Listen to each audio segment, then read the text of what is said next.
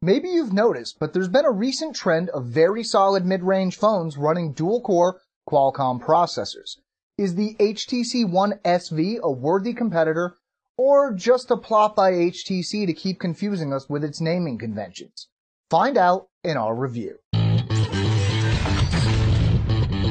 Hey everybody, I'm Chris Book. Now while it's got its own style and software, the HTC One SV is pretty similar to other phones we've looked at recently, both in its performance and in its hardware.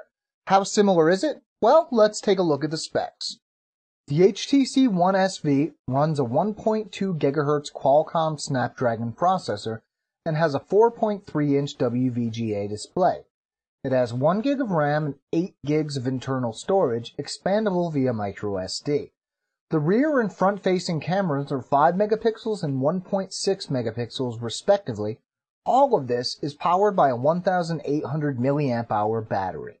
The look of the HTC One SV is pretty similar to some other models in the One line of HTC phones, though the body isn't quite as bulky as some. My review unit was in white, but the One SV is available in a range of different colors.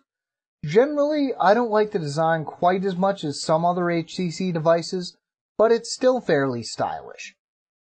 Build quality is usually a strong suit with HTC phones, and the One SV is no different in this case. Though it's fairly light, it still feels very sturdy, though I don't know how well it would survive a drop test. The phone fit very nicely in my hand, and the buttons feel well laid out. The weakest aspect of the HTC One SV is definitely its display.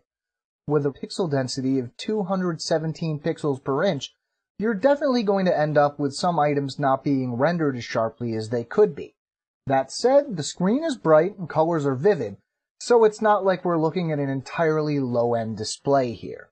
Dual-core Snapdragons do a great job of bringing decent performance to mid-range phones, and that is definitely the case here. We ran Antutu 3 times and averaged the scores, ending up with an average figure of around 10,900.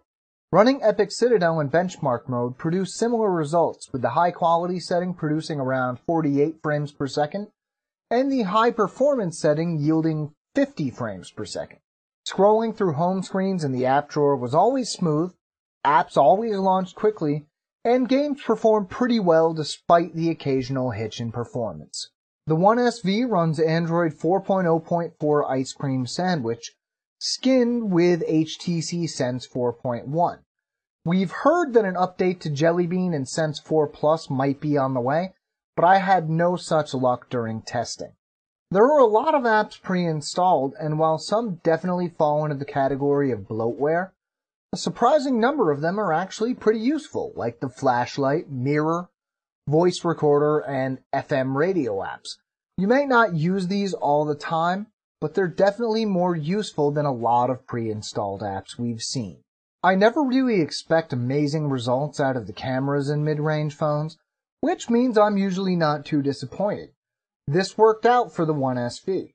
The 5 megapixel rear camera isn't too bad and can definitely take a decent photo. Low light performance in particular was better than expected.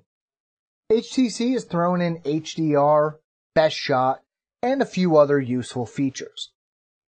The 1080p video capture is fairly decent with generally the same image quality as still shots, and HTC has included the fun but not too useful slow-mo mode.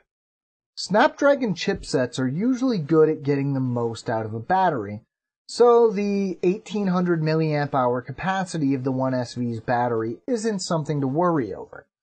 During heavy testing, I still ended up with just over 8 hours of battery life, and in more normal use, the phone easily lasted a full day without charging. Surprise, surprise, the battery is actually removable, which isn't something I usually expect in HTC phones. Being able to carry a spare battery or use an extended battery is always handy. So right now we have a lot of similarly spec'd phones coming out at similar price points, and it seems like that's going to keep happening. So what makes them all different? The design. With the One SV, by keeping the design similar to some of its other more popular phones, HTC is betting on already established designs.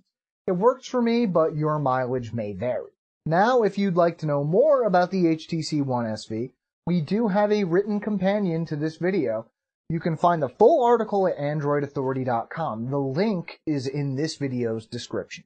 We always have new videos going up, so if you haven't yet, you may want to subscribe to our channel.